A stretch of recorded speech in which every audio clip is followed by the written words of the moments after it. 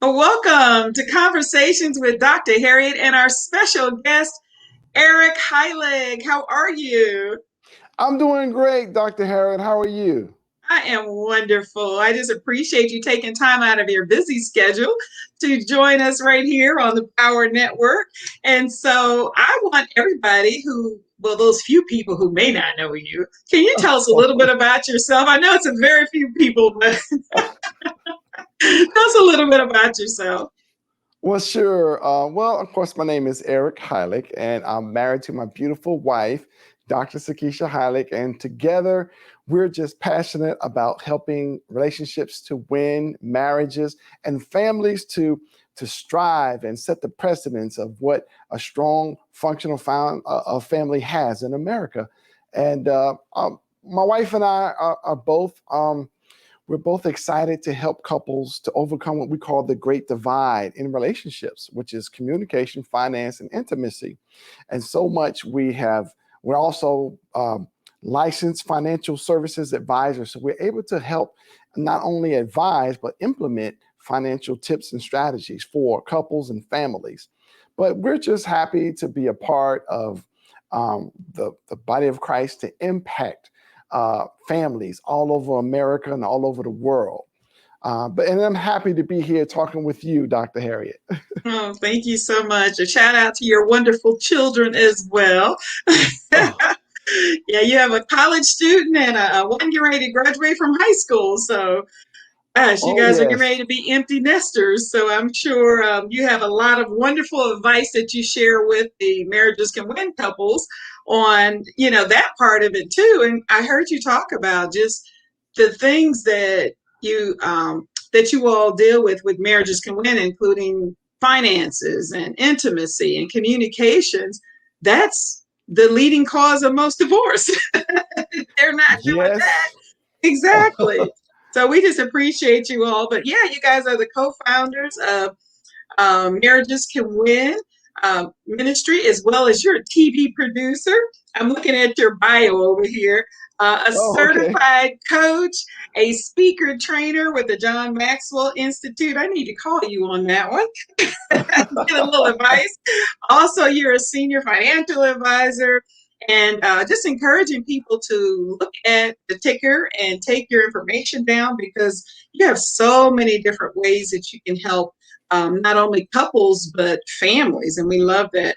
Also, encouraging everybody to go to YouTube and check out the Hylick Sizzle Reel.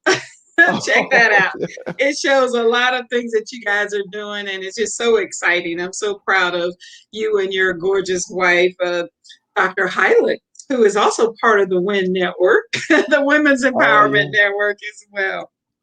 So today we're talking about the family structure. But before I do so, you also have some books. Tell us about your books. Yes, together with my wife, we have about four books. Our first book is called The Marriage Can Win book. We have an accompanying workbook. In that, we give tips and strategies to overcome, again, the great divide in relationships, communication, finance, and intimacy. And then we have a workbook also that you can take assessments of your relationship, whether you're married Mm. or not married. And then we have, actually, my wife has been a part of a book collaboration. It's called Get Up and Win, Girl, Get Up and Win, and also wife materials. And our most recent book is called Struggling to Keep the Vows. And we also have an accompanying workbook with that. And it's everywhere on the internet, even on walmart.com. You just Google it, it's everywhere. And then we also have a podcast that we also share those tips and strategies with the vows and winning and date night as well.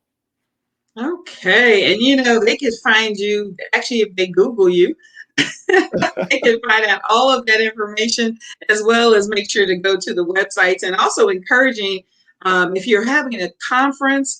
Eric is an amazing speaker, so you can invite him to Thank speak to you. your men. You can invite both of them, Dr. Hylick and Eric, to speak to your couples, and so they would definitely bless your conferences as well. So encouraging everyone to make sure to take down their information and call them. Well, our topic today is the family structure. Tell us a little bit about how that topic came about, Eric. Yes, Dr. Harriet. So, really, when we look at, uh, you know, society and we talk about, well, first you look at marriages and you be like, well, of course, there's attack on marriages. And really, I think it's kind of like how you say the horse before the cart. You got to look at the family structure, because the family structure is the key of really the formation of relationships. And it's the character building. It's the teaching. It's the foundation of who you're going to become. And when you have a strong family foundation, when a husband and a wife, and they have standards and they have a character of a functional family and a functional relationship in the marriage. When you have children, your son and your daughter, they have something to look forward to. They have something to gain an insight on what it looks like to have a functional relationship. And really, I call it the hood. It's the hood training. You go from boyhood to manhood and girlhood to womanhood. And then the next step is from manhood to husbandhood, husbandhood to fatherhood. And then you have to start all over again because the father has to teach that son or that daughter how to progress through the hood. And this is what I feel is needed into America.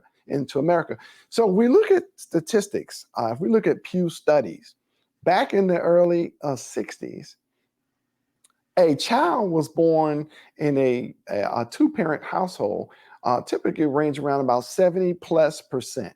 And then if you look 20 years later, it dropped down to 60. And now when you look at current day, it's around about the 40% of families. A child is born into a two-parent home, only 40%. And so when that child is born and he's lacking either the mother or the father, it's unbalanced. And I think that unbalance in that family structure leads to a unfunctional family. And that is what's needed to train up that child, from both perspectives, getting the loving, caring, and getting the protector, the role of a man or the role of a woman. How when he sees his father respecting his wife, his mother, and the mother respecting the father, I think that is really the most important aspect of of relationship building and character building. So that without going into further, but that's what we are passionate about. If we can impact the families today and increase those numbers back from the 40% back up to at least 60 and 70%, I think America is going to be better for it. Because if you have a strong family, and then I heard this by Miles Monroe, your community is stronger. Your community is stronger, then your city and your state is stronger. And when your state is stronger, then your country is stronger. But it starts down at the family level. That's right. And even spiritually, your church is stronger when you have that family dynamic as well. So, Eric, what happens in the case? And I know we're going to get into more, but it just kind of hit me. What happens when grandma is raising these sons and daughters and they don't have that example in front of them? They may not have aunts and uncles who they can see a healthy lifestyle, and they look at TV and those housewives, and it's nothing healthy about most of those relationships. Where does that person go? How do we reach them to show them how to have a healthy family? Well, and you said your grandmother, right? Grandmothers? Well, Yeah, those grandmas are raising the young people now. exactly, because grandmother has that foundation. She has that stability. So it ends up that so now if it's a son or if it's a daughter, they're getting a maternal view of the world. They're not getting a paternal view, which is, the man's view. So they're getting a maternal view. So sometimes, that is essential to have that area, because you're gonna they learn to respect grandma. Grandma is the center focus of the family, but it's only that maternal side. So he needs to learn the male side needs to learn what it means to become a man, to be able to take care of himself. So that's the lacking piece. And so if he is getting that, he understands who he is as a male and then becomes a man where he can take care of himself.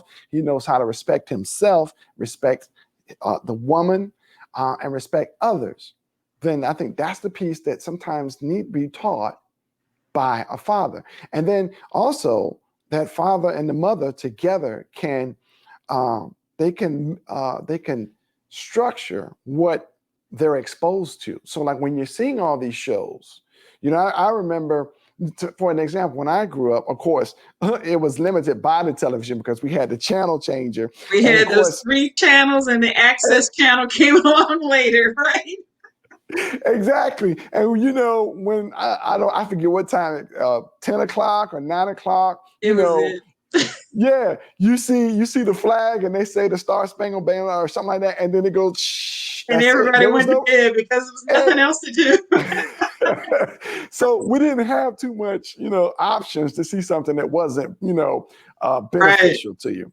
But nowadays, so there's so much access everywhere, internet and everything. So it needs to be some structure.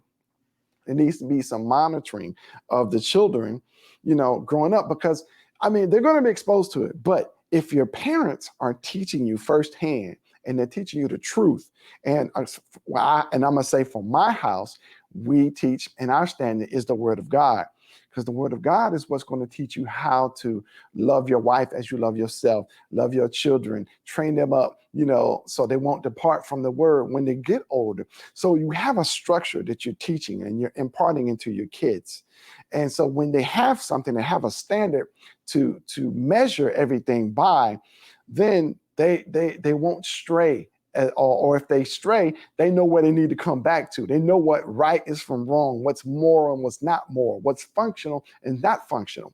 So when they're seeing something such of a housewife and they're just really ratchet and doing stuff out of context of any kind of functionality, then they'll know that's not right. I don't need to watch that. Then that's not wholesome. And that's not what I've learned. And that's what I was accustomed to. But if they have no standard, they have no morals, they have no character, then whatever they see, they think is normal. So if they see that women are sleeping with hot wives and they're not married and they're just sleeping around and doing all kinds of things, cursing and disrespecting each other and disrespecting men and men, then they think that's normal. So there is no structure. They're not even thinking about a family. They're not even thinking about becoming a man or a woman and respecting each other. They think that is normal. That is fine to disrespect each other. So that's where it needs to come down. That's why I say in those scenarios, grandmother has to put the foot down and she has to be that foundation, that framework.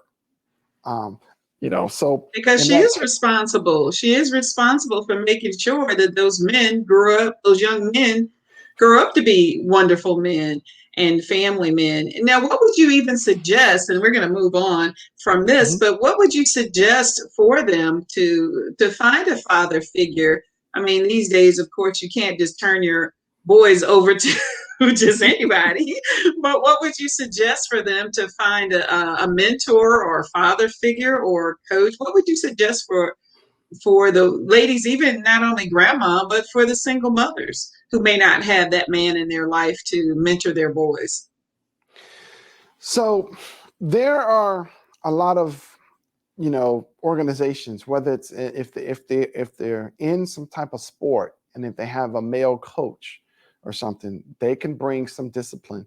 Or what they can do is put them in a sport so they can learn discipline, or a martial arts so they can be taught discipline and honor and respect. But Oh, and good in the idea. church, right. In a church organization, when there are men that are respectable, the deacons, the ministers, the elders, and then not always thinking about the pastor, because the pastor has a role of, the whole flock. But you look at the men, the respectable men in the church who are married and their fruits are producing functionality, not dysfunctionality. Those can also be male roles into the children's lives, or female roles when you have women, for the girls on that side. Well, of course, you got grandma, but for the males, and there are some, I think there's some programs that what they call mentorship, like boy to Right, men's. right. Right. So those types of programs can also be helpful because when you have someone that's in their lives and they can see someone, because then they'll have some kind of structure, some kind of input. And just encouraging people who are watching today, of course, we've said just don't turn your children over. Just Right. because it's Exactly. a man, or even, even in church. I mean, just because it's, a male figure, still don't turn your kids over to them where they're, alone with your child. And because you still have to be very careful with your children, but, in a group setting, and even if the mentorship is in, a setting outside of privacy or whatever, but just to be careful and be cautious. But there's a lot of really good mentorship out there. My son, who had both parents, still gained so much from sports and the coaches, and he's actually still friends with uh, people who were at middle school and elementary coaches now. He said it's funny because now that they're adults, he doesn't know what to call them. Yeah. you know and so it's now on a different level that they're mentoring him for the level in his life. But definitely the sports and activities and things, just keeping the kids busy, and they're going to get what they need. Just don't let them just sit around the house and watch what they want to watch on TV. That's definitely not going to be good for them. What do you say about that, even, Eric? Yes, that's something that you have to monitor. Because really, I've learned even firsthand, really, a child growing up, his character and his aspiration, his dreams and visions are formed at an early age. What he's exposed to, what you're watching on television. Um, it could be detrimental or it could be beneficial because a lot of times you can get creative, ideas as children. This is what I want to do from watching certain things on television. Right. Heroes are formed when you're watching certain cartoons. I knew I grew up with Super Friends and Spider-Man and those such things. So you have heroes that you created. But watching what they're exposed to in as growing up, for me, my father was a big part of that because he was a school teacher and he was the head of the science department. And when I was young, I used to think my dad was just a scientist and he created stuff. I had kids that come up and say, "What does your dad do?" I said, "He's a scientist." And they said, "Oh, can he create bubble gum?" And I was like, "Yeah, he could do that." He can You do know, anything. Exactly. And he did so many things because he was in the military. He used to jump out the airplane, so he was an airborne. He was a ranger. He flew planes. He went scuba diving. He did so many things. I just thought my daddy was the greatest. And then as I got older, because I said I wanted to be a scientist when I grew up, I was exposed to my sister. She actually worked at Bell South. Of course, Bell South when we had yellow pages. She was Yes. in the advertisement and marketing, and she took me out with her one time as an intern just to show me what she did, and that formed what I wanted to do when I grew up and graduated. And so that's where I got exposed to the business side of things. Because before that, I just wanted to be a scientist. So if I was never exposed to that, I wouldn't have had the aspiration to become a business person. You know what I mean? So really, what your children are exposed to, really, it formulates, it builds their character, it builds their aspirations, where their limitations are. Because if they only see, mom is nothing wrong with what they do. But if mom just works as a maid, then they feel like that's the most that they can do. Or if they're a janitor or whatever the case may be. And there's nothing wrong with that because janitors can own their own business and have a whole slew of Exactly. janitorial That's what I services. was going to say. Yeah, but for a child, the most common thing that they see are police officers and firemen. I want to be a police officer. I want to be a fireman. Because that's what they're exposed to. But when now they're exposed to more than that, they see, you know, and it's not just limited to being an entertainer because they see that on television, and when they see certain things on television, they want to aspire to it. I want to be a rapper. I want to be a singer. I want to be a football player. But there's more beyond that, business ownership, Right. teachers, professors, An so business education owner. portion of it. You can be anything you want, but it starts with education. Exactly. Exactly. Yeah, I always tell them, younger people, to research it. Google it and see what you have to do. Google it and see what type of education you may need. How do you get to that point, and find out what other people did to get to that point. You'll find a lot of those kids who are rappers and are trying to act all hard grew up, in private school, Oh, living in a yes. cul-de-sac. But to listen to them, they were from the hood. But go back and do the research, I would suggest. And even as families, we have to do our part to pull in kids who may not have that. Most of us, if our kids are in school, we know a kid that may not have a father, who, father may have passed or not in their life. And so to bring that child into your home and let them see what your life is like. Let them sit down and have dinner with you and your family, and to see the family dynamic. And so I think that's important too, for us to reach out and help other people. It's not just about our homes, and to, as they say, share the wealth, share the knowledge.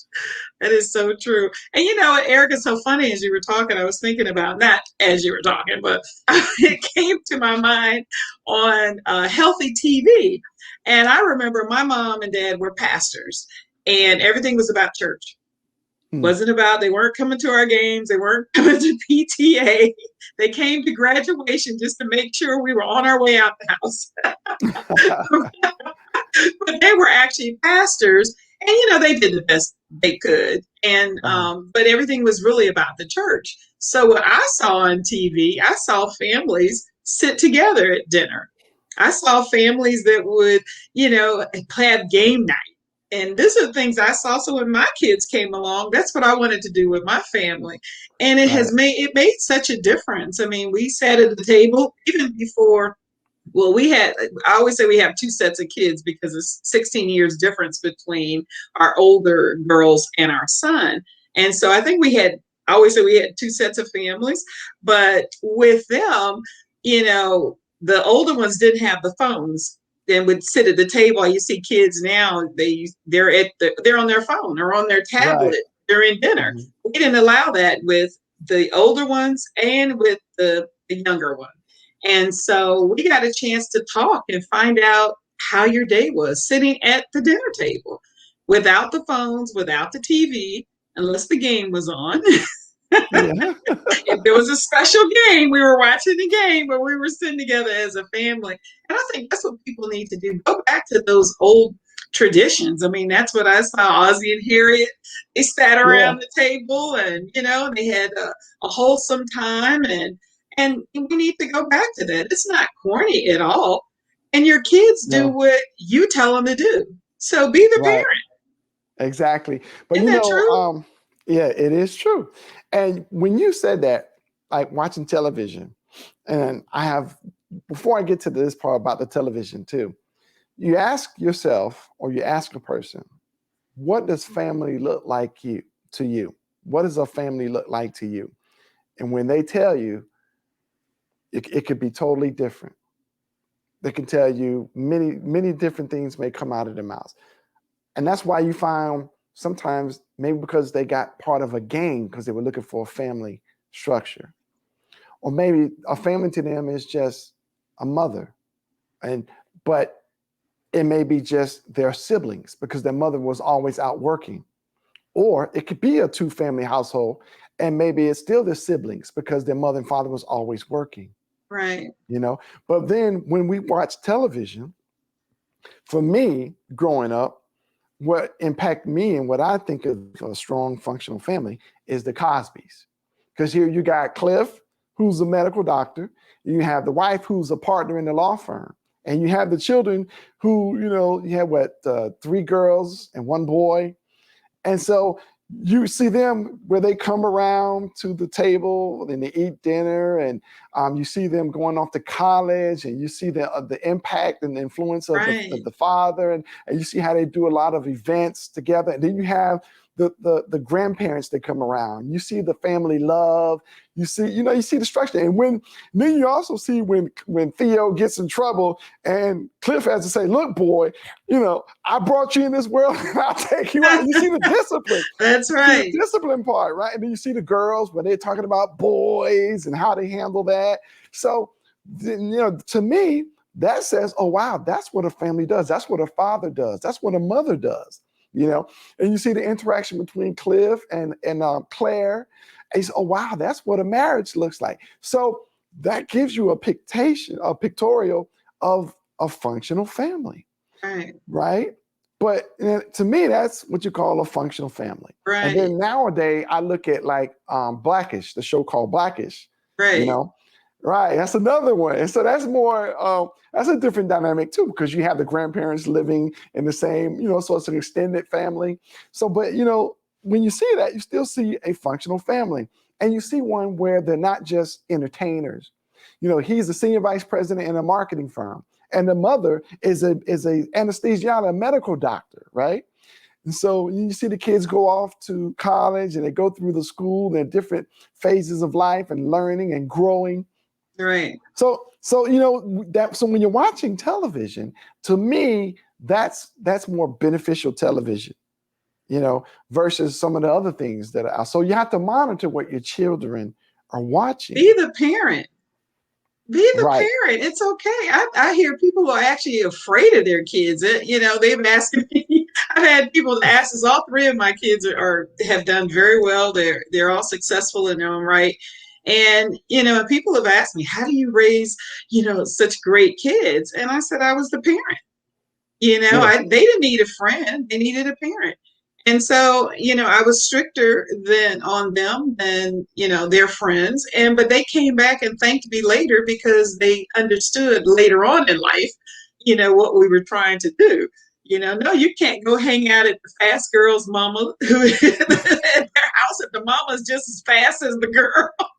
No, you may not go using that old word fast, right?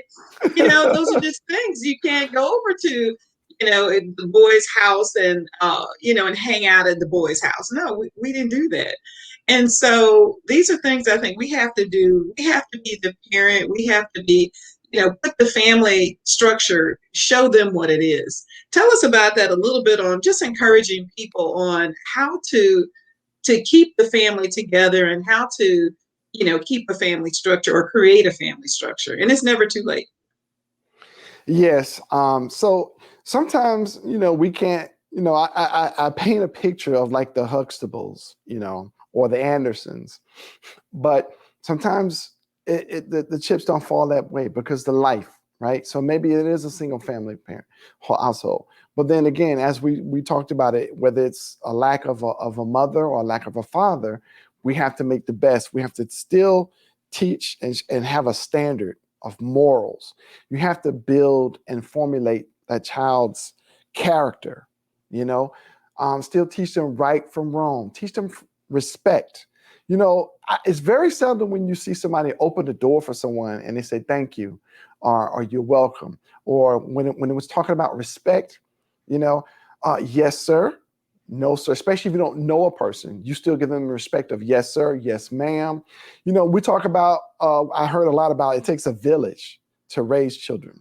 But here's the thing, if you don't have a standard in structure in the household, if you're not teaching them to respect one another, even if they go out into the community, they could be disrespectful to others, disrespectful to other adults. They don't give them the respect as an adult. Oh, that's Mr. Smith.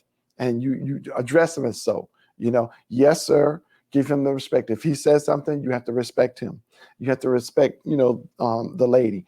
So it starts with just whether it's a single parent or a two parent, you must teach respect, honor thy father, thy mother, honor other adults, respect people in leadership and management positions. You are a child, they are an adult. That's your role. That's your place. As you grow with respect and you become an adult, then the children will respect you. You teach them to do the same thing. That is lacking right now. Because when you respect authority, America, look at it. America's so crazy now. They don't respect authority. They don't respect elders. They don't respect one another. That's why we got people doing crazy things out here. They don't even respect authority. Right. Breaking And in. you know what, Eric? It's so true that what you're saying is so true. And we're actually running out of time, but I want to Oh, make sure to encourage everybody to check out your website and find out more about and invite him to your conferences, people. He would do a wonderful job. But we're out of time. Will you come back again? I would of love to course. have you back. Okay, thank you again for tuning in to Conversations with Dr. Harriet and our special guest, Eric Hylick from Marriages Can Win. Thank you all for tuning in all over the world. Thank you so much. Have a wonderful day. And remember, today only happens once. Make it amazing. Bye.